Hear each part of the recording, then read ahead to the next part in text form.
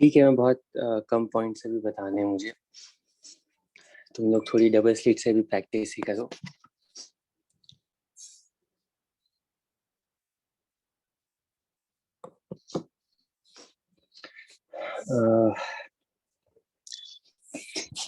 तो double slit experiment के main points जो ठीक है तुम्हें बार बार यूज करने होंगे, क्या क्या चीजें तुम्हें हमेशा याद रहनी चाहिए।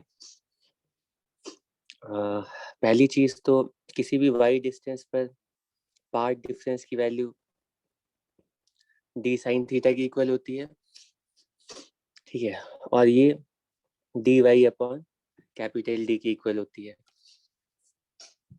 उसके बाद मैक्सिमा और मिनिमा की पोजीशंस क्या होती हैं। तो एंगुलर पोजीशंस अगर पूछी जाएंगी तो वो मैक्सिमा के लिए तो वो N lambda upon small D, ठीक है, और अगर लीनियर पोजीशन पूछी जाएगी मैक्सिमा के लिए तो N lambda capital D upon D. Minima की पोजीशन कहाँ पर आएगी,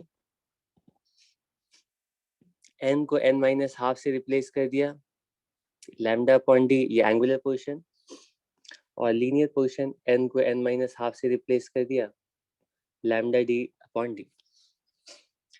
फ्रिंज वेट्स की वैल्यू कितनी होगी, तो ये दो सक्सेसिव मैक्सिमा या मिनिमा के बीच की पोजीशन, बीच की डिस्टेंस होती है, ये फ्रिंज वेट की वैल्यू हो गई, ठीक है, ये कहलाती है फ्रिंज वेट। और इसके बाद इंटेंसिटी हमने कैलकुलेट की थी, किसी भी जनरल पोजीशन पर इंटेंसिटी की वैल्यू कितनी होगी। सॉल्व करने के लिए हमेशा तुम्हें एम्पलीट्यूड वाला रिजल्ट यूज करना है, और उस एम्पलीट्यूड वाले रिजल्ट को यूज करके इंटेंसिटी वाला रिजल्ट, सॉरी इंटेंसिटी कैलकुलेट करनी है। तो एम्पलीट्यूड वाला रिजल्ट तो तुम्हें पता है, A resultant square a1 square a2 square plus 2 a1 a2 cos five, ठीक है, और फाइव का मतलब है दोनों वेव्स के बीच में फेज डिफरेंस, ठीक है। और अगर दोनों एम्पलीट्यूड्स मतलब दोनों सोर्सेस आइडेंटिकल होंगे, a1 और a2 की वैल्यू सेम होगी, उस केस में हम लिख सकते हैं कि ए रिजल्टेंट, मैं चाहता हूं कि दोनों एक ही जगह पर आए, उस केस में हम लिख सकते हैं ए रिजल्टेंट का स्क्वायर होता है 4a0 का स्क्वायर कॉस स्क्वायर 5/2, ठीक है। इसी को इंटेंसिटी में भी कन्वर्ट किया जाता है, तो रिजल्ट मतलब एम्पलीट्यूड का जो स्क्वायर है ना वो इंटेंसिटी इसके प्रोपोर्शनल होता है, तो रिजल्टेंट की जो इंटेंसिटी होगी वो ए स्क्वायर की जगह इंटेंसिटी लिख सकते हैं, तो 4 इंडिविजुअल सोर्सेस की इंटेंसिटी कॉस स्क्वायर 5/2, ये रिजल्टेंट इंटेंसिटी का रिजल्ट है, ठीक है। और अगर दोनों इंडिविजुअल सोर्सेस के एम्पलीट्यूड्स अलग अलग है, इंटेंसिटीज अलग अलग है, तो उस केस में रिजल्टेंट की इंटेंसिटी हम लिख सकते हैं, ठीक है, रिजल्टेंट की इंटेंसिटी वो पहले सोर्स की इंटेंसिटी प्लस दूसरे सोर्स की intensity plus 2 times I1 I2 cos five, ठीक है। तो बहुत लोग क्या करते हैं इस रिजल्ट को रखते हैं, तो मैं इसको सजेस्ट नहीं करूंगा, तो हमेशा यही वाला रिजल्ट अप्लाई करके, ठीक है, इसी रिजल्ट को यूज करके तुम इंटेंसिटी कैलकुलेट कर सकते हो, ठीक है। और फाइनली यहाँ पर हम लोगों ने इंटेंसिटी कैलकुलेट की है, ठीक है, फेज डिफरेंस के टर्म्स में। तो किसी भी जनरल पोजीशन पर अगर इंटेंसिटी की वैल्यू पूछी जाएगी तो तुम यहाँ से बता सकते हो, क्योंकि हमें पता है कि फेज डिफरेंस की वैल्यू होती है 2π/λ टाइम्स पाथ डिफरेंस, और पाथ डिफरेंस की वैल्यू हमें याद है वो dy/d के इक्वल। यहाँ पर ये बहुत इंटरेस्टिंग है कि फेज डिफरेंस बिल्कुल पाथ डिफरेंस के डायरेक्टली प्रोपोर्शनल है, ठीक है। ठीक है, सॉरी फेज डिफरेंस पोजीशन के साथ बिल्कुल लीनियर डिपेंडेंस है, ठीक है, जिसका मतलब है कि ये जो y है ना, y अगर डबल होगा तो फेज डिफरेंस भी डबल होगी। ठीक, ये बहुत सिंपल रिजल्ट है। ठीक है, तो पिछला क्वेश्चन हम लोग सॉल्व कर रहे थे ना, मैंने बोला था कि यहाँ से अगर हम स्क्रीन को देखेंगे और स्क्रीन पे ये सेंट्रल मैक्सिमा है और ये फर्स्ट मिनिमा और ये सेंट्रल मैक्सिमा और ये डिस्टेंस है लैम्डा डी अपॉन 2d, ये फर्स्ट मिनिमा है। ओवरऑल यहाँ पर जो इंटेंसिटी का ग्राफ कुछ ऐसा होगा, है ना। तो मैंने बोला था कि तुम्हें अगर याद हो, सेंट्रल मैक्सिमा पर फेज डिफरेंस 0 होता है और फर्स्ट मिनिमा पर फेज डिफरेंस पाई होता है और फिर फर्स्ट मैक्सिमा पर 2 पाई होता है। ये याद है तुम लोगों को?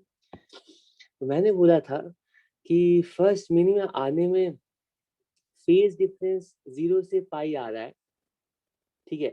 तो अगर हम लोग इसके ठीक बीच में जाएंगे ना, इसके बिल्कुल बीच वाले पॉइंट पर, कहाँ पर, लैम्डा डी बाई 4d पर, तो यहाँ पे जो फेज डिफरेंस की वैल्यू होगी वो भी बिल्कुल इसके बीच में होगी, वो पाई बाई 2 होगी। ठीक, ऐसे डायरेक्टली नहीं कह सकते हैं, यहाँ से कह सकते हैं। ठीक, विद दी गिवन अप्रोक्सीमेशंस की स्मॉल डी की वैल्यू बहुत कम है, कैपिटल डी की वैल्यू बहुत ज्यादा है, एंगल बहुत स्मॉल है, उन सारी कंडीशंस, अगर वो सारी कंडीशंस फॉलो हो रही है तो उस केस में स्क्रीन पे हम जैसे जैसे ट्रैवल करेंगे तो डिस्टेंस के साथ ये बिल्कुल फेज डिफरेंस लीनियरली वैरी करेगी। ठीक, इसीलिए हाफ डिस्टेंस पे हाफ फेज चेंज होगा और डबल डिस्टेंस पे डबल फेज चेंज होगा। ठीक है, मैंने ये भी कहा था कि लैम्डा डिवाइडिंग, मैंने बोला था कि ये 180 है, तो अगर हमें फेज चेंज चाहिए 2 पाई बाई 3 का 120 डिग्री का, तो 120 डिग्री का मतलब है 120 डिग्री का मतलब है 2/3, तो इसकी 2/3 डिस्टेंस देखेंगे इसको। ठीक है, तो जो 120 डिग्री वाला फेज डिफरेंस है वो एग्जैक्टली यहाँ पर आएगा, इस जगह पर आएगा, और ये डिस्टेंस कितनी होगी, इसका 2/3 और इसका 2/3 करोगे तो लैम्डा डी बाई 3d की वैल्यू आएगी। ठीक है, ठीक है, ये सारे पॉइंट्स डिस्कस करने के बाद नेक्स्ट पॉइंट है, अच्छा एक मिनट, इंटेंसिटी की भी वैल्यू फाइनल रिजल्ट भी लिख ही देता हूँ। इंटेंसिटी की वैल्यू अगर हम y के टर्म्स में लिखना चाहें, 4I0 cos स्क्वायर 5/2, तो pi D T upon lambda D by, ठीक, ये 2 कैंसिल हो जाए क्योंकि हमें 5/2 कैलकुलेट करना है। तो ये इंटेंसिटी वर्सेस पोजीशन का एक्सप्रेशन है, और इससे हमें पता चलता है कि पोजीशन के साथ इंटेंसिटी का जो वेरिएशन होगा वो बिल्कुल कोसाइन स्क्वायर की तरह होगा। ठीक है, ये रिजल्ट्स है, बस इतने रिजल्ट्स, ये डबल स्लिट की समरी है। ठीक है, अब इसके बाद आगे चलते हैं, और कुछ छोटे छोटे पॉइंट्स हैं वो भी जल्दी जल्दी मैं मेंशन कर देता हूँ।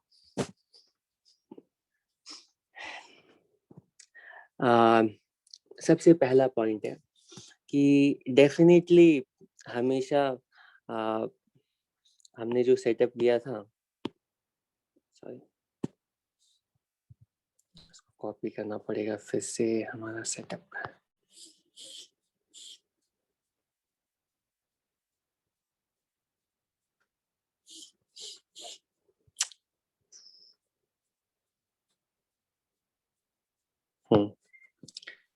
इसको कॉपी कर लेते हैं,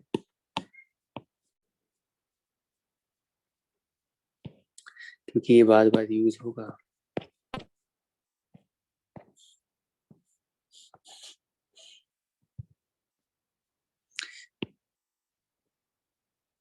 अच्छा ठीक है, चलो नेक्स्ट पॉइंट बताने से पहले कुछ तुम्हारी प्रिलिमिनरी मैथ्स चेक कर लेता हूँ। तुम लोगों को पता है कि नहीं, सबसे पहले सर्कल का क्या मतलब है? सर्कल का मतलब है एक फिक्स पॉइंट है, ठीक है, उस फिक्स पॉइंट से लोकस ऑफ इक्विडिस्टेंट पॉइंट्स। एक सेकेंड। यस।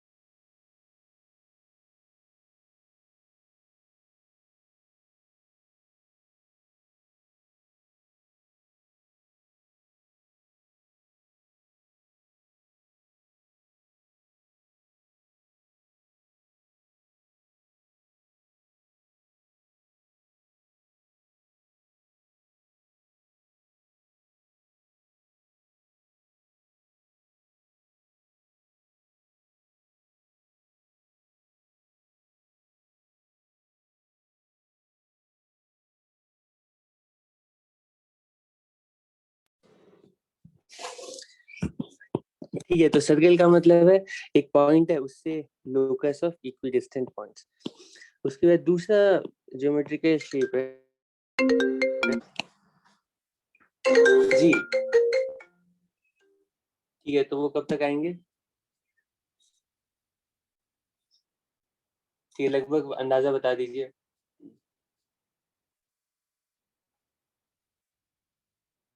ठीक है, भेज दीजिए। उसके बाद नेक्स्ट शेप तुम लोगों ने सीखी पैराबोला। पैराबोला क्या होता है तुम लोग बताओ? पैराबोला का मतलब होता है कि एक फिक्स्ड लाइन होती है, ठीक है, और एक फिक्स्ड पॉइंट होता है, ठीक है, ठीक है। Locus of all the points which are equidistant from this line and this point। ठीक है, तो तुम्हें उन सारे पॉइंट्स का लोकस निकालना है, उन सारे पॉइंट्स को का पता लगाना है जो कि इस लाइन से और पॉइंट से फिक्स डिस्टेंस पर हो। तो उसका थोड़ा तुम गेस कर सकते हो। एक पॉइंट तो यहाँ पर आना है कि ये ऐसा पॉइंट है जो कि दो सेम डिस्टेंस पर है, ठीक है। और इसके बाद आगे वाले जो पॉइंट्स हैं, तुम अगर सोचोगे इसके बाद हम सोचें अगर यहाँ पे हम पॉइंट लेते हैं तो लाइन से डिस्टेंस कम हो जाएगी, पॉइंट से ज्यादा हो जाएगी। तो सेम डिस्टेंस का मतलब है वो पॉइंट थोड़ा इधर आएगा, उसके बाद वो पॉइंट कुछ इधर आएगा, ठीक है, वो पॉइंट कुछ इधर आएगा, वो पॉइंट कुछ इधर आएगा।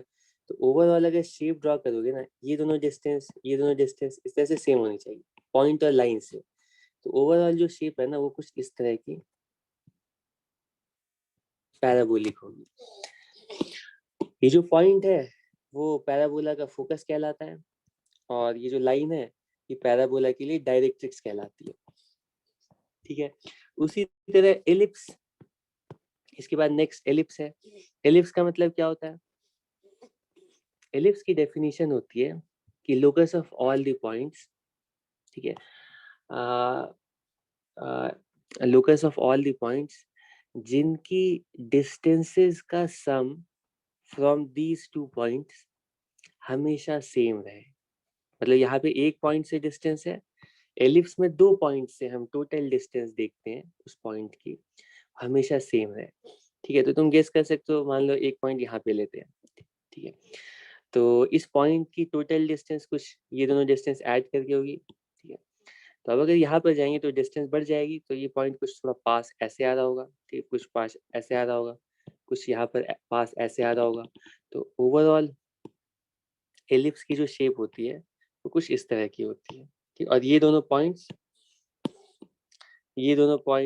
इस एलिप्स के फोकस कहलाते हैं। और किसी भी पॉइंट से फोकस के डिस्टेंसेस, फोकाई के डिस्टेंसेस का सम हमेशा फिक्स रहेगा, ठीक। ये एलिप्स हो गई। और एक शेप है हाइपरबोला, ठीक। इसमें हम लिखते हैं P F one plus P F two equals constant,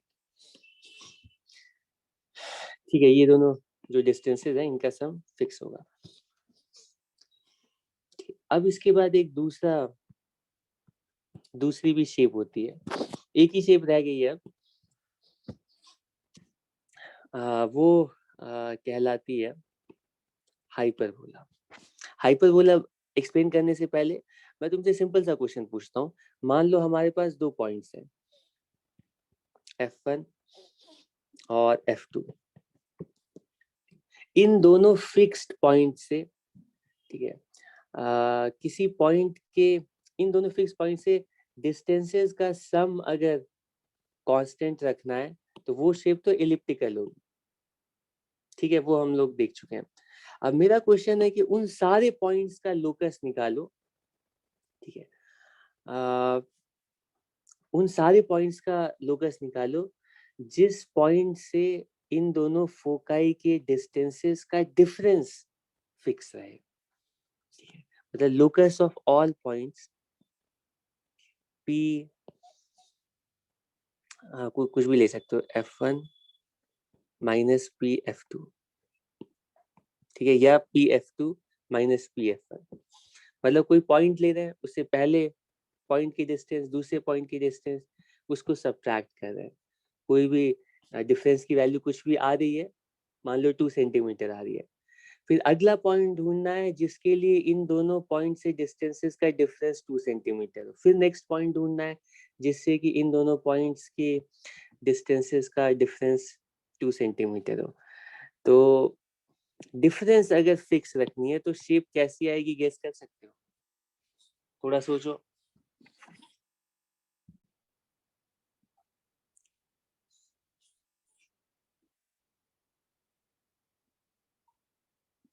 बताओ, 30 सेकेंड, 1 मिनट का टाइम ले लो, चलो।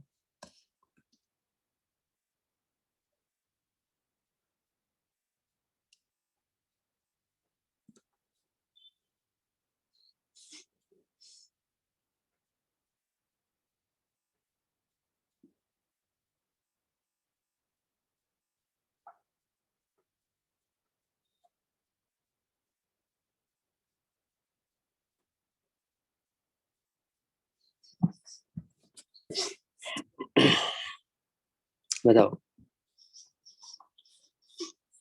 चलो मैं तुम्हारी हेल्प करता हूँ। सेंटर पे तो डिफरेंस 0 हो जाएगा, तो एक लाइन तो ऐसे आ जाएगी, ये तो स्ट्रेट लाइन हो गई, इसको इग्नोर करते हैं। मतलब इन सारे पॉइंट्स से दोनों फोकस का जो डिफरेंस है वो 0 है, ठीक, कांस्टेंट है, तो ये, लेकिन ये स्ट्रेट लाइन है, इसमें हम इंटरेस्टेड नहीं है।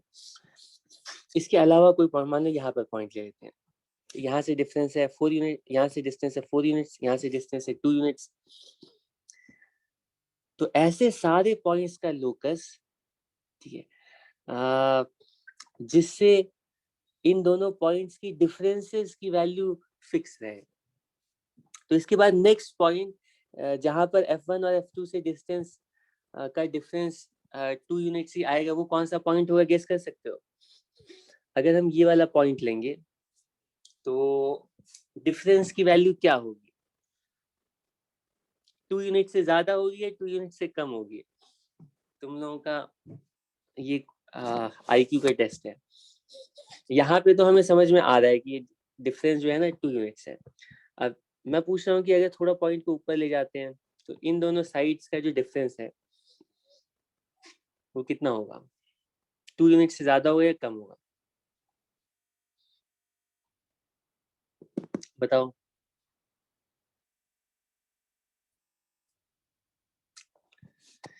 अरे, तुम लोग ऐसे भी सोच सकते थे कि जैसे जैसे हम इसको दूर ले जाएंगे ना, तो दूर ले जाने पे इन दोनों का गैप कम होता जाए और बहुत इन्फिनिटी पे ये दोनों ऑलमोस्ट इक्वल हो जाएंगे।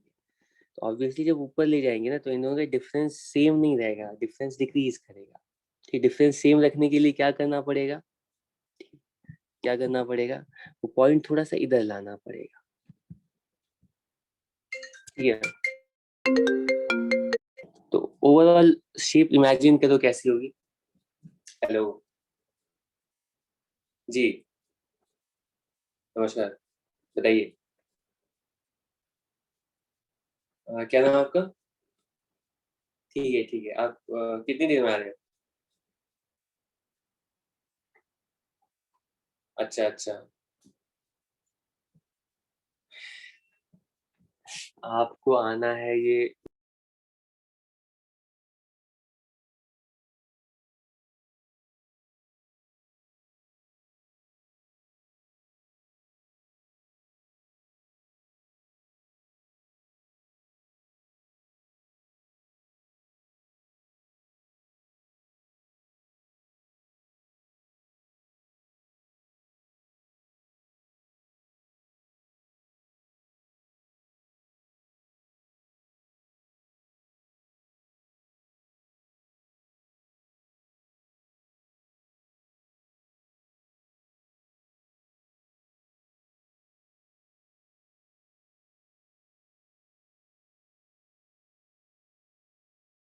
ओहो, चलो ठीक है मैम।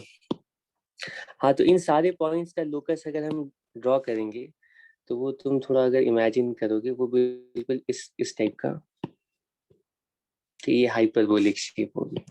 सेम डिफरेंस वाले पॉइंट्स अगर, ठीक है, F2 - F1 निकालोगे तो वो ये वाले पॉइंट्स होंगे, और ये दोनों मिल करके ना ये कहलाते हैं हाइपरबोला। ठीक है, ये वो उन सारे पॉइंट्स का लोकस है जिन पॉइंट से फोकाई के डिस्टेंसेस का डिफरेंस वो फिक्स है। ठीक है, ठीक है। वैसे तुम लोगों को ये पता होगा कि हम लोग, ठीक है, ये इस तरह से, यहाँ पे ये दो कान है तुम्हारे, ठीक है, और हमारे पास कोई भी सोर्स है, वहां से अगर साउंड आती है, तो साउंड की डायरेक्शन का हम कैसे पता लगाते हैं? डायरेक्शन, जैसे हमारे पास ये जो साउंड आएगी, तो डिस्टेंस के हिसाब से इंटेंसिटी, ठीक है, कम या ज्यादा होगी, तो हमें अंदाजा लगेगा। मान लो हमारे पास एक ही कान होता, ठीक है, एक ही डिटेक्टर होता, ठीक है, तो इसके पास जो साउंड आ रही है, तो साउंड की इंटेंसिटी से इसको यही तो पता चलेगा ना कि वो कितनी दूर हो सकता है, लेकिन किधर होगा, इधर होगा, इधर होगा, इधर होगा, वो कैसे पता चलेगा? तो उसके लिए हमारे पास दो डिटेक्टर्स है, ठीक है, और ब्रेन ऑटोमेटिकली इन दोनों सोर्सेस से, सॉरी, ठीक है, सोर्स से दोनों लेफ्ट ईयर और राइट ईयर में आने, साउंड के आने का जो टाइम होता है ना, वो थोड़ा डिफरेंट होगा। ठीक है, तो इन दोनों साउंड वेव्स की डिफरेंस को, के टाइम के डिफरेंस को देख करके ब्रेन डिटेक्ट कर लेता है कि किस डायरेक्शन में हमारा सोर्स रखा हो। ठीक है, डिफरेंस फिक्स होने का मतलब है कि वो इसी लाइन पर कहीं लाई करेगा। ठीक है, बाकी इंटेंसिटी के अकॉर्डिंग उसे अंदाजा लग जाता है। ठीक है, ब्रेन ये सब काम इनवॉलेंटरीली करता है कि वो इस डायरेक्शन में साउंड रखा हुआ है, साउंड का सोर्स रखा हुआ है। ठीक है, अगर मान लो पहले लेफ्ट ईयर में, ठीक है, आवाज आ रही है और बाद में राइट ईयर में आवाज जा रही है, तो उसे अंदाजा होगा कि इधर कहीं पर, इस लाइन पर कहीं ना कहीं होना चाहिए, और इंटेंसिटी के अकॉर्डिंग उसे अंदाजा हो जाएगा यहाँ पर। ठीक है, रफ एस्टिमेट उसे पता चल जाता है कि आवाज कहाँ से आ रही है। तो अगर मान लो तुम्हारे एक कान में प्रॉब्लम हो जाए, तो एक कान से बिल्कुल सुनाई नहीं दे रहा है, या फिर एक कान की तुम्हारी मान लो जो सेंसिटिविटी है वो, ठीक है, वो कम हो जाए टाइम के साथ। ठीक, और ऐसा होता ही है। और नॉर्मली एजिंग के साथ भी दोनों तुम्हारे ईयर्स की जो सेंसिटिविटी है वो धीरे धीरे डिक्रीज होती है। ठीक है, और उसमें से जो फ्रीक्वेंसीज होती हैं, वो भी हम सारी फ्रीक्वेंसीज नहीं सुन पाते हैं, कुछ पार्ट को धीरे धीरे, जो बिल्कुल हायर वाली और बिल्कुल लोअर वाली जो रेंज है, हमारी रेंज तो होती है 20 हर्ट्ज से लेकर के 20 किलो हर्ट्ज, ये ऑडिबल रेंज कहलाती है। इस रेंज की में अगर साउंड की फ्रीक्वेंसी रहेगी तो हम उसको डिटेक्ट कर पाएंगे, लेकिन ये लोअर वाली फ्रीक्वेंसी और हायर वाली फ्रीक्वेंसी को धीरे धीरे हम मिस आउट करने लगते हैं। ठीक है, तो अगर दोनों ये बिल्कुल अभी परफेक्ट कंडीशन में, तब तो सब कुछ ठीक है, लेकिन अगर मान लो एक एक कान, मान लो एक मान लो लेफ्ट ईयर की जो सेंसिटिविटी है वो कम हो गई, ठीक है, तो तुम्हें डायरेक्शन पता लगाने में ना, अगर ज्यादा डिफरेंस आएगा तो तुम्हें डायरेक्शन पता नहीं चलेगा, तुम कंफ्यूज हो जाओगे आवाज किधर से आ रही है। एनीवे, ठीक है। हाँ, अब हम अपने ओरिजिनल डबल स्लिट एक्सपेरिमेंट में आ जाते हैं। ठीक है, ठीक है। डेफिनेटली अगर ये स्क्रीन बहुत दूर है और एंगल अगर बहुत कम है, ठीक है, स्क्रीन को हम दूर ही रख रहे हैं, लेकिन अगर ये एंगल कम है, तो एंगल अगर कम है तो ये जो स्लिट विड्थ है ना, ये जो मैक्सिमम मिनिमम आएगा वो बिल्कुल फिक्स डिस्टेंसेस पर आएगा और फ्रिंजेस बिल्कुल लीनियरली, ठीक है, फेज डिफरेंस के साथ, मतलब पोजीशन के साथ फेज डिफरेंस लीनियरली वैरी करेगा और फ्रिंज विड्थ बिल्कुल फिक्स्ड विड्थ के होंगे। ठीक है, लेकिन अगर मान लो अगर ये एंगल स्मॉल नहीं है, तो हम जैसे सेंटर से बहुत दूर जाएंगे, तो उस केस में क्या होना चाहिए? ठीक है, तो अगर तुम ओवरऑल बिल्कुल ब्रॉड, बिल्कुल इसका वाइड वाइड स्क्रीन पैटर्न देखोगे, तो ओवरऑल तुम्हें अंदाजा लगेगा कि मान लो ये पॉइंट, ठीक है, इस पॉइंट पर मान लो फेज डिफरेंस कुछ, मान लो इस पॉइंट पर फेज डिफरेंस की वैल्यू कुछ भी है, लेट अस से इस पॉइंट पर फेज डिफरेंस की वैल्यू, इसको मैं हटा देता हूँ।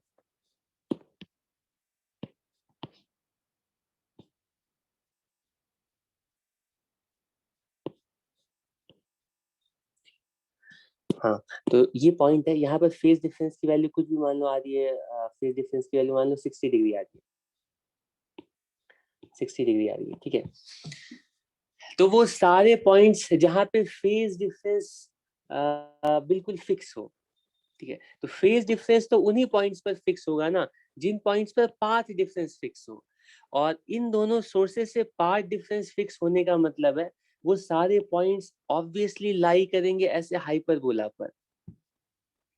तो इससे पहले मान लो फेज डिफरेंस कहीं पर 30 डिग्री है, तो 30 डिग्री वाली जो लाइन होगी ना वो इस तरह की लाई करेगी। ये वो सारे पॉइंट्स है जिन पर फेज डिफरेंस बिल्कुल 30 डिग्री है। ठीक है, और मान लो 10 डिग्री है, 10 डिग्री वाले सारे पॉइंट्स इस लाइन पर लाई करेंगे। तो ओवरऑल अगर 3D में तुम इमेजिन करने की कोशिश करोगे, इमेजिन करना आसान नहीं है, इन दोनों सोर्सेस को देख करके तुम थोड़ा 3D में इमेजिन करने की कोशिश करो कि ओवरऑल जो वाइड स्क्रीन पैटर्न होगा वो बिल्कुल इस तरह का हाइपरबोलिक शेप का होगा। और ये तुम डेली ऑब्जर्व करते हो वाटर रिपल्स के केस में। वाटर रिपल्स यूं आ रही है, अगर मैं प्रॉपरली अगर ये वाटर रिपल्स ड्रॉ करूंगा ना, ठीक है, तो तुम्हें पता चलेगा कि वो जो पॉइंट्स हैं के सेम फेज डिफरेंस वाले, वो बिल्कुल हाइपरबोला पर आएंगे। तो ये एक एक लाइन तो ये वाली हो गई, इन सारे पॉइंट्स पर सेम। अगले पॉइंट्स को अगर तुम देखोगे ना तो वो ऐसे लाई करेंगे, अगला जो मैक्सिमम होगा वो यहाँ पर इन पर लाई करेगा। इन सारे पॉइंट्स पर फेज डिफरेंस फिक्स है, मैक्सिमम कुछ ये वाली लाइन। ठीक, उसके बाद सेम फेज डिफरेंस वाले लाइंस कुछ ऐसे होंगी।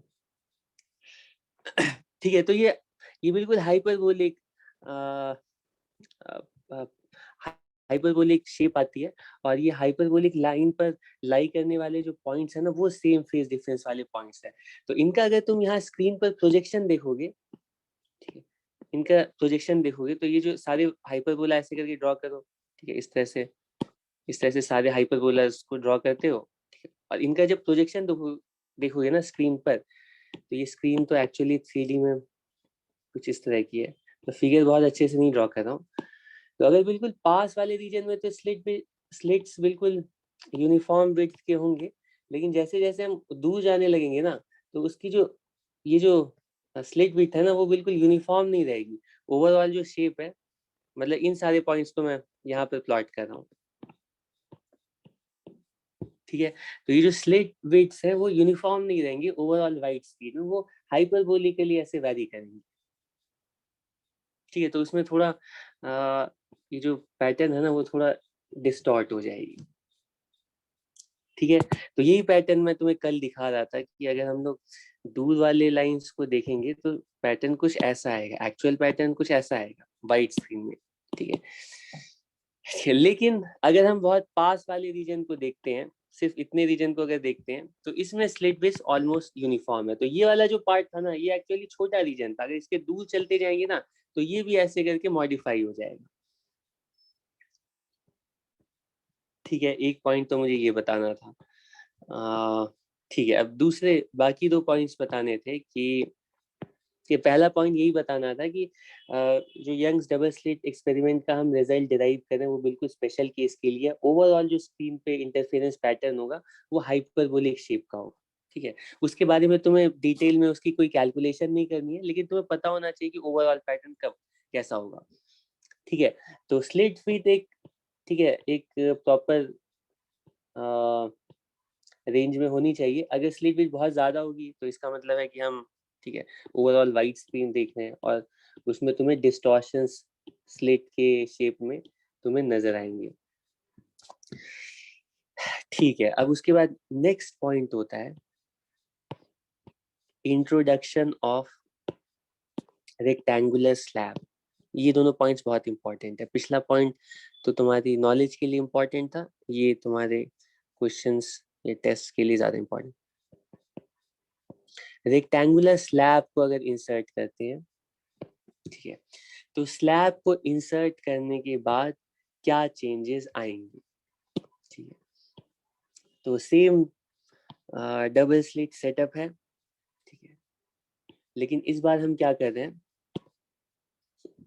इसमें से एक स्लिट पर यूं इस तरह से rectangular glass slab, refractive index mu और थिकनेस टी का इंट्रोड्यूस कर देते हैं। ठीक है, रेक्टेंगुलर स्लैब इंसर्ट करने के बाद सोर्स से जो लाइट रे, ठीक है, स्टार्ट होगी। ठीक है, लाइट को स्लैब के थ्रू पास करना पड़ेगा।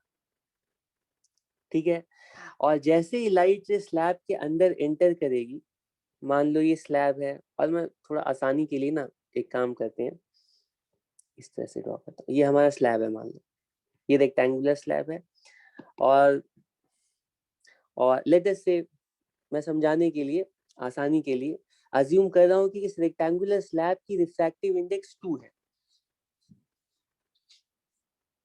ठीक है, तो जैसे ही लाइट वेव इस मीडियम में एंटर करेगी, ठीक है, लाइट वेव इस तरह से मीडियम में एंटर करेगी,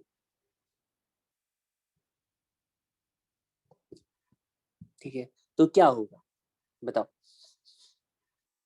तो हम बोलेंगे मीडियम में एंटर करने का मतलब, रिफ्रैक्टिव इंडेक्स 2 का मतलब होता है कि इसकी जो स्पीड है वो 2 के फैक्टर से रिड्यूस हो जाएगी। ठीक है, और ये तुम्हें अगर बेसिक आइडिया वेव्स का है तो वेव्स में तुम्हें पता है कि किसी भी वेव के लिए wave velocity lambda times frequency होती है। ठीक है, फ्रीक्वेंसी तो चेंज नहीं कर सकती अगर सेम सोर्स है। तो जब ये मीडियम में एंटर करेगी तो स्पीड हाफ हो जानी है अगर रिफ्रैक्टिव इंडेक्स 2 है। तो स्पीड हाफ होने का मतलब है कि इस इक्वेशन से बोल सकते हो कि वेवलेंथ ही हाफ होगी। ठीक, अगर स्पीड हाफ हो जा रही है तो जो वेवलेंथ है वो ओरिजिनल वेवलेंथ का हाफ हो जाएगी।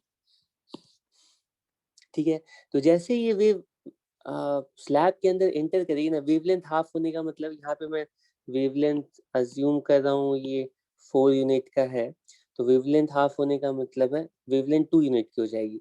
तो जो शेप है ना वो कुछ इस तरह की हो जाएगी। 2 का मतलब है कुछ ऐसे, कुछ ऐसे, चेक करो।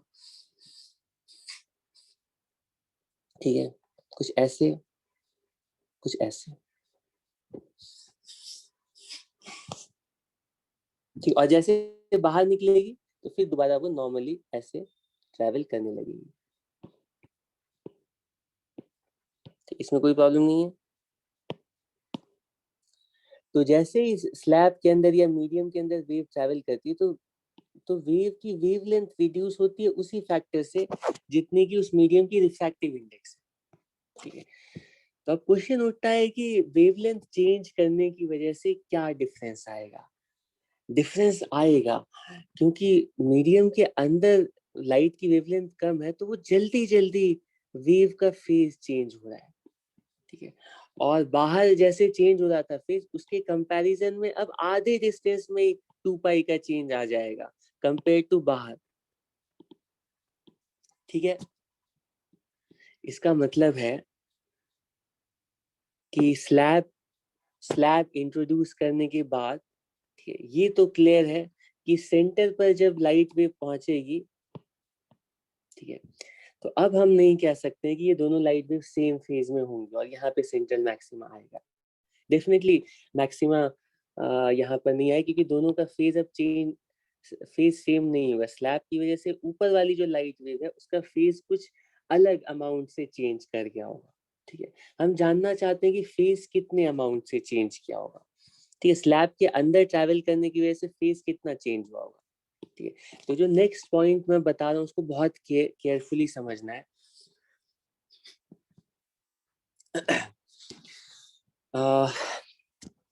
ठीक है, मैं कह रहा हूँ इस स्लैब के अंदर, स्लैब की थिकनेस लेटर से टी है, ठीक है। स्लैब के अंदर अगर देखोगे, ठीक है, तो बाहर के कंपैरिजन में, ठीक है, स्लैब के अंदर अगर लाइट वेव ट्रैवल कर रही है तो सेम डिस्टेंस ट्रैवल करने पर लाइट वेव ना, ठीक है, डबल अमाउंट का फेस चेंज करेगी कंपेयर टू बाहर अगर सेम डिस्टेंस ट्रैवल करती तो। इसको थोड़ा अच्छे से समझना, ये पॉइंट थोड़ा, ठीक है, इम्पोर्टेंट है। मैं कह रहा हूं कि एक केस लेते हैं जिसमें कि स्लैब नहीं है। अगर स्लैब नहीं होती तब लाइट वेव कैसे ट्रैवल करती, कुछ इस तरह से ट्रैवल करती, ठीक है। लाइट वेव कुछ इस तरह से ट्रैवल करती, ठीक है। स्लैब को इंसर्ट करने की वजह से क्या हुआ, स्लैब को इंसर्ट करने की वजह से हुआ कि इसके अंदर जो है ना वो लाइट एक्स्ट्रा, हम बोलते हैं कि वैक्यूम के कंपैरिजन में स्लैब इंट्रोड्यूस करने की वजह से फेज के सेंस में लाइट वेव ने कुछ एक्स्ट्रा डिस्टेंस ट्रैवल किया है, ठीक, एक्स्ट्रा फेज चेंज आया है। एक्स्ट्रा फेज चेंज कितना आया है वो हम इस तरह से बताते हैं। हम बोलते हैं कि देखो, अगर इस स्लैब की रिफ्रैक्टिव इंडेक्स म्यू है, ठीक है, तो वेवलेंथ जो होगी ना म्यू के फैक्टर से रिड्यूस हो जाएगी, ठीक है। तो जो वेव है वो म्यू के फैक्टर से श्रिंक हो जाएगी, ठीक है। म्यू के फैक्टर से श्रिंक होने का मतलब है कि म्यू के फैक्टर से श्रिंक होने का मतलब है कि अंदर जो लाइट वेव ट्रैवल कर रही है वो बाहर के कंपैरिजन में म्यू टाइम्स डिस्टेंस ट्रैवल करेगी, ठीक है। मैं कह रहा हूं कि अगर रिफ्रैक्टिव इंडेक्स 2 है तो इसके अंदर जितना भी डिस्टेंस ट्रैवल किया है वेव ने, वो बाहर उतना ही डिस्टेंस वो ट्रैवल करती म्यू टी डिस्टेंस में, ठीक है। मतलब कि अंदर अगर टी डिस्टेंस ट्रैवल किया है तो सेम फेज चेंज आने के लिए बाहर इस वेव को 2t डिस्टेंस ट्रैवल करना पड़ता, ठीक, इस तरह से। ये वाली जो डिस्टेंस है ये म्यू टी के इक्वल है,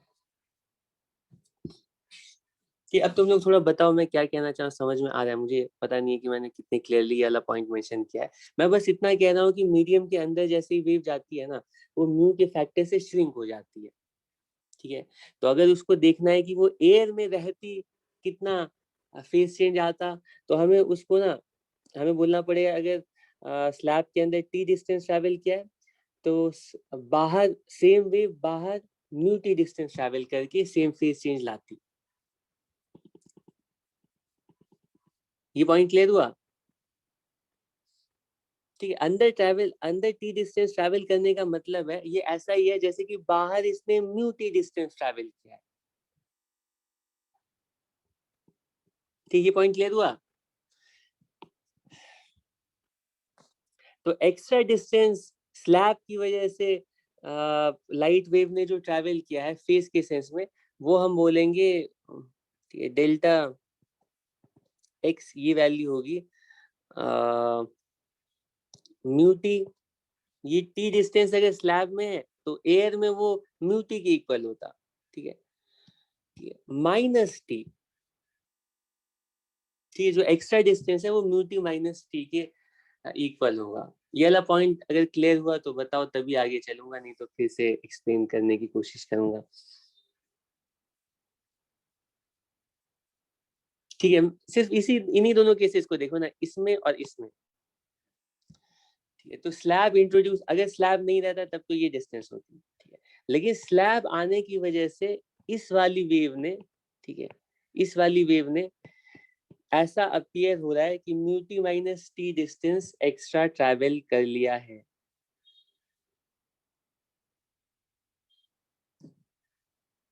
ठीक है, इसको तुम स्ट्रेच करके देख सकते हो ना, स्ट्रेच करने से एक एक्स्ट्रा डिस्टेंस आ रही है ना। ठीक है, तो वो जो एक्स्ट्रा डिस्टेंस है वो म्यू टी माइनस टी के इक्वल होगा। टी डिस्टेंस अगर स्लैब में है तो वो एयर में म्यू टाइम्स टी के इक्विवेलेंट होगा। ठीक है, मीडियम के अंदर टी डिस्टेंस अगर कोई वेव ट्रैवल कर रही है तो सेम फेज चेंज आने के लिए एयर में उसे म्यू टी डिस्टेंस ट्रैवल करना पड़ता। अगर यहाँ पे टी डिस्टेंस है तो बाहर उसे म्यू टी डिस्टेंस ट्रैवल करना पड़ेगा।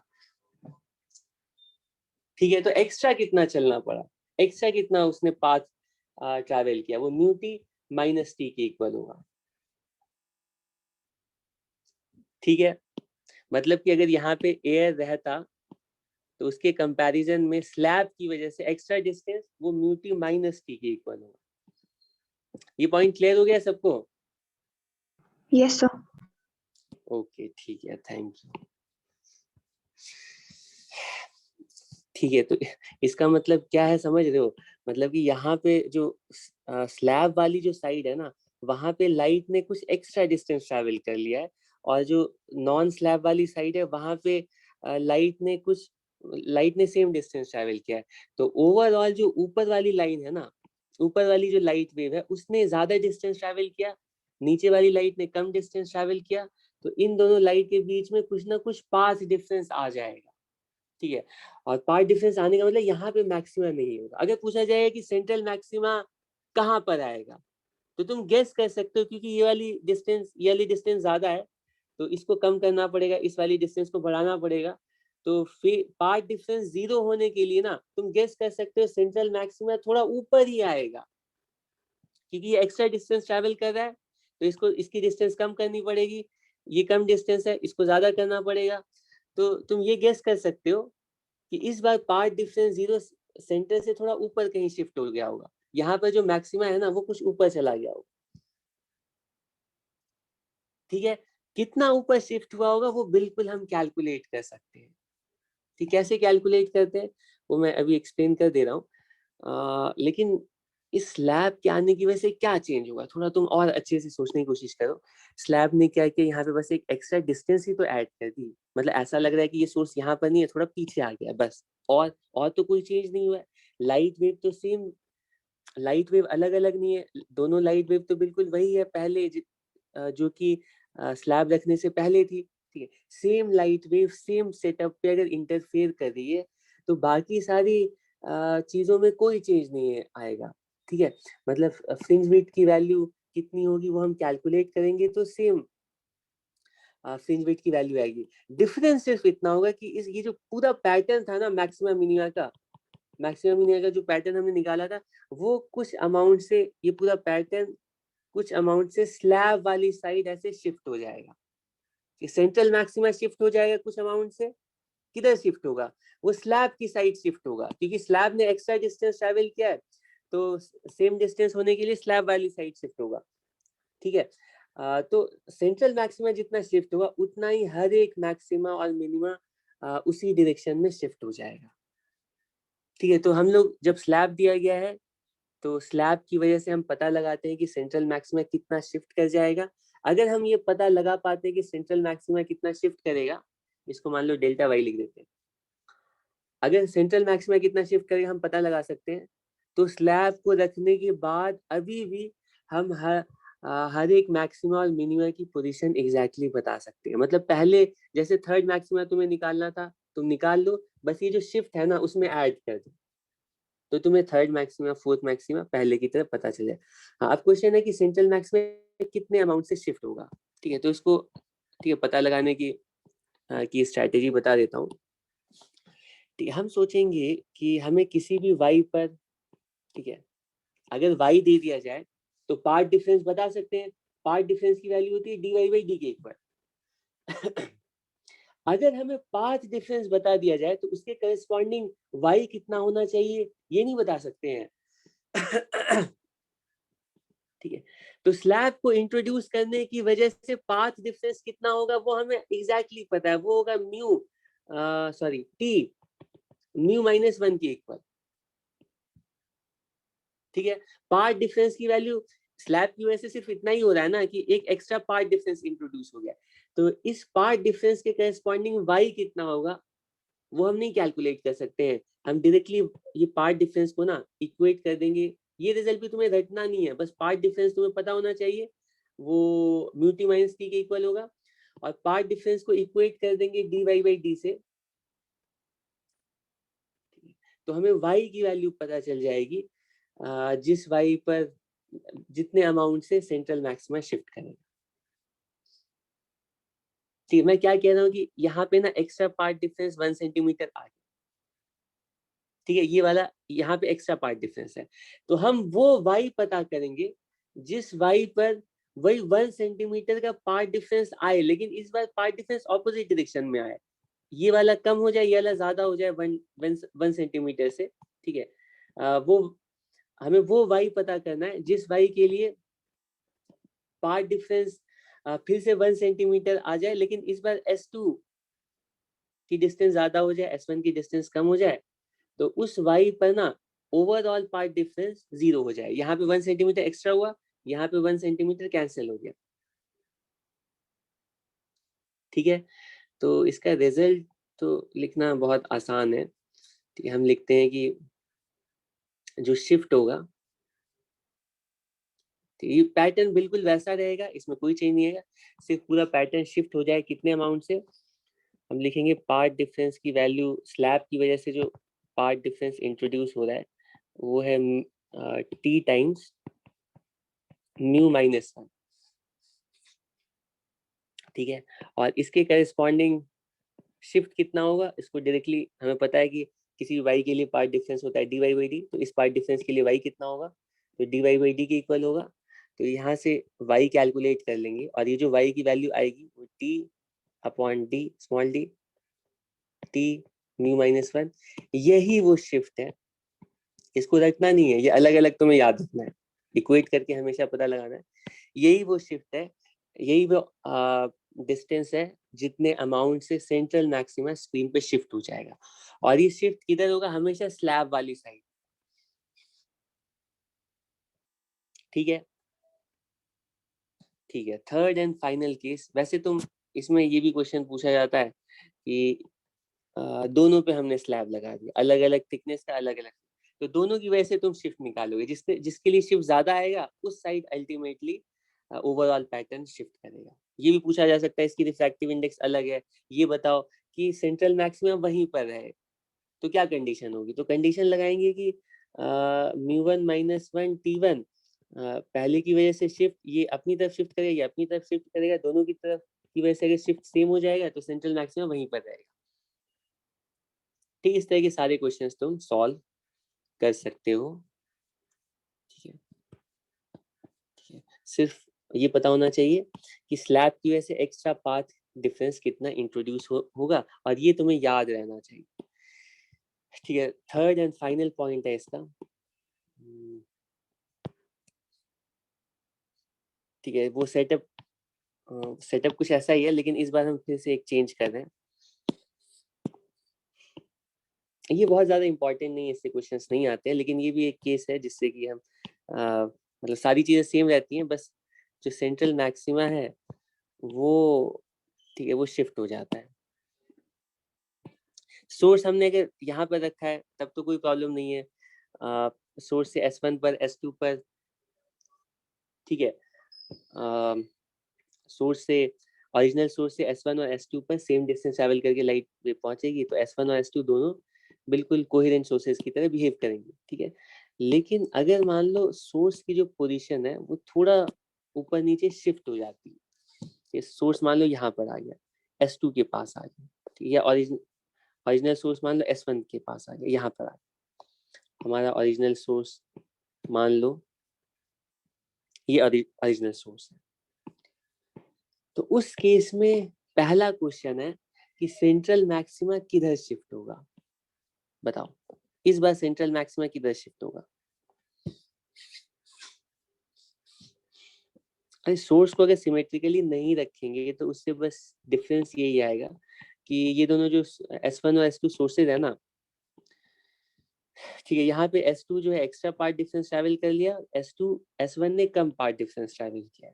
तो सेंट्रल मैक्सिमा आने के लिए हम बोलेंगे कि क्योंकि S2 एक्स्ट्रा ट्रैवल किया है, S1 ने कम डिस्टेंस ट्रैवल किया है, तो पार्ट डिफरेंस सेम होने के लिए सेंट्रल मैक्सिमा कुछ नीचे ही शिफ्ट करेगा।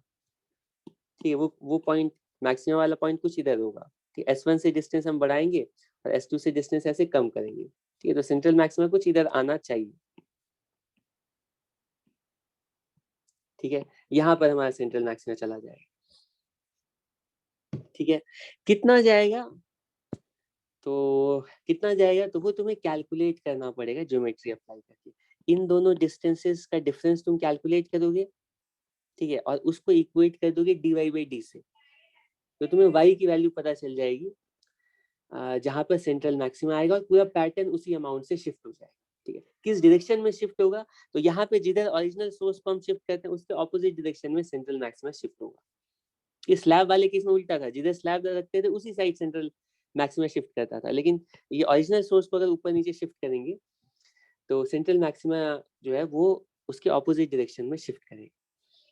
ठीक है, अगर अप्रोक्सीमेशंस अप्लाई करते हैं, अगर सारे अप्रोक्सीमेशंस होल्ड कर रहे हैं, अप्रोक्सीमेशंस का मतलब है कि जो हमारा ओरिजिनल सोर्स भी है ना वो भी बहुत दूर है S1 S2 से, अगर ऐसा क्वेश्चन में गिवन है, ठीक है, जनरली ऐसा नहीं दिया रहता है, लेकिन लकीली अगर ऐसा गिवन है, ठीक है, लकीली अगर इस ऐसा गिवन है कि ठीक है हमारा जो सोर्स है वो स्लिट से दूर है, ठीक है, यहाँ पर है, अगर ये कंडीशन सेटिस्फाई हो रही है, ठीक है, तो उस केस में सोर्स को हम जितना भी शिफ्ट करेंगे, मान लो सोर्स को यहाँ पर था, यहाँ शिफ्ट कर देते हैं, सोर्स मान लो कुछ यहाँ गया, यहाँ से ऐसे करके यहाँ गया, तो उस केस में सेंट्रल मैक्सिमा कहाँ पर आएगा वो तुम अप्रोक्सीमेशंस अप्लाई करके ना इसका पार्ट डिफरेंस कैलकुलेट करोगे, और सेम पार्ट डिफरेंस यहाँ पर लाने के लिए y कैलकुलेट करोगे, और मैं तुम्हें अश्योर कर रहा हूँ कि वो पार्ट डिफरेंस कहाँ आएगा पता है, मतलब वो सेंट्रल मैक्सिमा कहाँ पर आएगा, वो बिल्कुल सेम एंगुलर पोजीशन पर आएगा। मतलब ये लाइन ड्रॉ करो, इसके ठीक सामने वाला ये वाला जो पॉइंट है ना, यहीं पर सेंट्रल मैक्सिमा आएगा, ये एंगल और ये एंगल सेम होना, मतलब सोर्स को जितने एंगल से शिफ्ट करोगे उतने ही एंगल से सेंट्रल मैक्सिमा शिफ्ट कर जाएगा। ये अप्रोक्सीमेशन से तुम वेरीफाई कर सकते हो, लेकिन ये तब वैलिड होगा जब सोर्स बहुत दूर है, और मैं तुम्हें सजेस्ट करूंगा कि इसको तुम लोग खुद से प्रूव करना।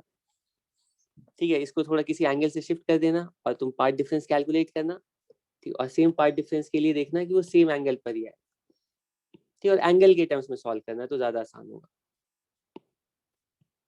ठीक है, लेकिन अगर ये दूर नहीं है तब तो तुम्हें S1 और S2 के बीच में एक्चुअल पार्ट डिफरेंस कैलकुलेट करनी पड़ेगी, और फिर उसको इक्वेट करना पड़ेगा dy/d से। ठीक है, यहाँ तक किसी को कोई प्रॉब्लम नहीं है? ओके, अब इसमें क्वेश्चंस अगर है मेरे पास तो जल्दी जल्दी एक दो क्वेश्चंस हम देख लेते हैं, क्योंकि पहले हम लोगों ने ये क्या हो रहा है, दिखाई क्यों नहीं दे रही है, कल तो सही।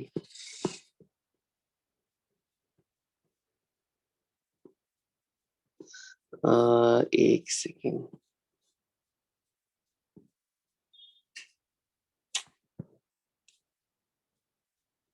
सारे क्वेश्चंस थे हमें लेने, चलो ये एक क्वेश्चन है इसको ले लेते हैं। ये सही से दिख रहा है क्या लिखा है तुम लोगों को? इसकी रिजोल्यूशन बहुत कम हो गई।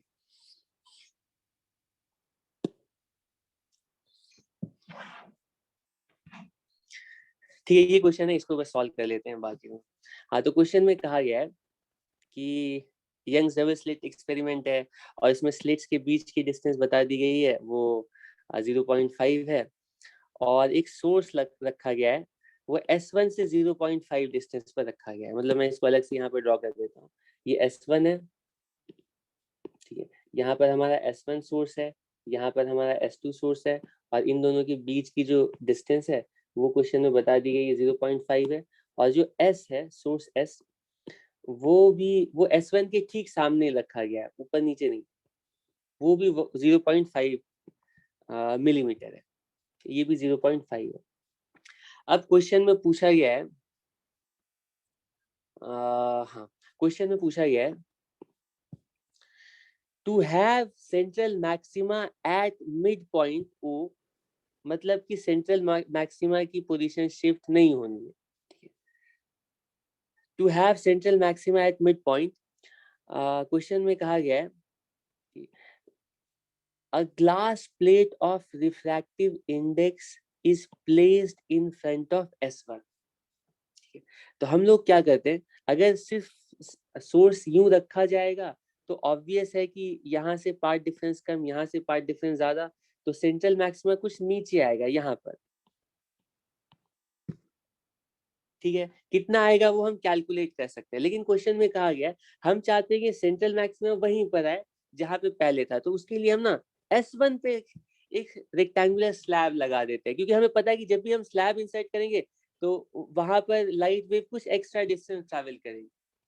तो क्वेश्चन में कहा गया है कि अगर स्लैब की रिफ्रैक्टिव इंडेक्स 1.5 है तो स्लैब की थिकनेस कितनी होनी चाहिए जिससे कि दोबारा सेंट्रल मैक्सिमा ऊपर आ जाए। कैसे सॉल्व करेंगे, ये क्वेश्चन अच्छे से क्लियर नहीं है, लेकिन मैंने क्वेश्चन को ऐसे ओरली तुम्हें मेंशन कर दिया है, क्वेश्चन के सारे पॉइंट्स। ये सोर्स इस तरह से रखा गया है, यहाँ पर देखो फिगर में, और S1 के सामने स्लैब हम रख रहे हैं, ठीक है, जिससे कि सेंट्रल मैक्सिमा दोबारा सेम पोजीशन पर आ जाए। तो ये पॉइंट तो क्लियर ही है कि स्लैब को S1 पर ही रखना पड़ेगा, क्योंकि सोर्स को शिफ्ट करने की वजह से सेंट्रल मैक्सिमा हमारा क्लॉकवाइज मतलब डाउनवर्ड डायरेक्शन में शिफ्ट कर रहा था, और स्लैब को अगर S1 पर रखेंगे तो सेंट्रल मैक्सिमा अपवर्ड डायरेक्शन में शिफ्ट करेगा। तो दोनों की शिफ्टिंग बिल्कुल अगर इक्वल हो जाएगी तो दोबारा मतलब शिफ्टिंग ऑपोजिट डायरेक्शन में तो हो रही है, अगर शिफ्टिंग सेम अमाउंट से होगी तो सेंट्रल मैक्सिमा दोबारा ऊपर आ जाएगा। ठीक है, तो कोई प्रॉब्लम नहीं है। हम बोलते हैं जो सोर्स की शिफ्टिंग की वजह से पार्ट डिफरेंस आया उतना पार्ट डिफरेंस स्लैब की वजह से आना चाहिए। सोर्स की शिफ्टिंग की वजह से पार्ट डिफरेंस कितना होगा, ठीक है, तो तुम यहाँ पे इस क्वेश्चन को देख करके बता सकते हो ये वाली डिस्टेंस और ये वाली डिस्टेंस। ठीक है, तो सोर्स की शिफ्टिंग की वजह से, ये मैं क्वेश्चन बहुत ही अच्छे से सॉल्व नहीं कर रहा हूँ, लेकिन अगर नहीं समझ में आएगा तो बताना। पार्ट डिफरेंस सोर्स की वजह से कितना होगा, सोर्स की शिफ्टिंग की वजह से पार्ट डिफरेंस कितना होगा, वो होगा S2 माइनस S1। चेक करो, और ये वैल्यू कितनी होगी, ये 0.5 है, ये 0.5 है, तो ये हाइपोटेनस, ये √2 टाइम्स 0.5, तो ये लिखेंगे √2 टाइम्स 0.5 माइनस 0.5, ये पार्ट डिफरेंस है, और ये इक्वल होना चाहिए T म्यू माइनस 1 की, क्योंकि स्लैब की वजह से ये शिफ्टिंग होगी। ठीक है, तो ये √2 माइनस 1 और 0.5 का मतलब हाफ, और ये T times 1.5 minus 1, half half half cancel हो जाएंगे, और T की वैल्यू √2 माइनस 1 के इक्वल आ जाएगी। ये तुम्हारा आंसर है। थिकनेस 0.414 mm के इक्वल होनी चाहिए इस क्वेश्चन में। कोई प्रॉब्लम नहीं है, ठीक है। और भी इस तरह के बहुत सारे क्वेश्चंस है, तुम लोग खुद से ट्राई करना। यहाँ पे भी बोला गया कि सेंट्रल मैक्सिमा सेम जगह सेम पॉइंट पर है, तो एक की रिफ्रैक्टिव इंडेक्स दी गई है, दूसरे की रिफ्रैक्टिव इंडेक्स निकालो। ठीक है, यहाँ पर भी बोला गया है कि angular separation between nearest point और इसे इंटेंसिटीज बिकम हाफ।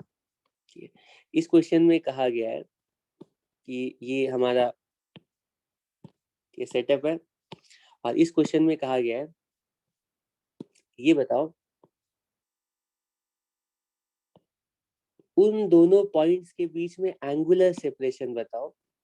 ठीक है, angular separation of nearest points on either side of central maxima where intensities become half of the maximum value.